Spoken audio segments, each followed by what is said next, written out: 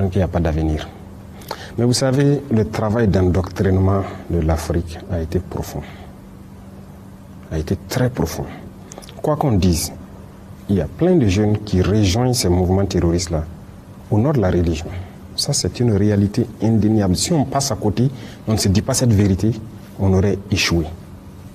Donc il faut qu'on mette même les leaders religieux aussi sur le travail. Ici, nous avons mis les gens sur un projet de discours alternatif. Et on va le corriger, on va imposer un discours. C'est ça qui doit être prêché partout. Parce que l'extrémisme est dangereux. Et c'est l'extrémisme qui amène les gens à rentrer dans ce genre de mouvement. Ils sont nombreux là-bas qui y croient. Je vous ai dit une fois, moi j'ai fait le terrain, aujourd'hui les jeunes soldats sont sur le terrain. La réalité c'est quoi? Vous ne pouvez pas détruire une base terroriste sans trouver des livres coraniques.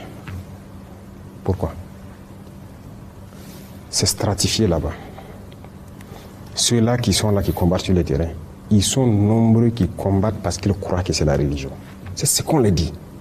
Et leurs chefs les endoctrinent pour ça. Les imams viennent un peu de partout, les faire des prêches dans la brousse là, pour les endoctriner dans le sens de la religion et faire comprendre que les autres sont des mécréants, il faut les tuer. Et c'est ça. Ils ont ces livres-là dans la brousse, ils lisent, les autres sont des mécréants, il faut les tuer. Mais leurs chefs savent bien ce qu'ils font. Et ils sont bien couchés, bien lotis. Très souvent même, ce sont des gens qui font tout ce qui est contraire à ce que la religion même dit.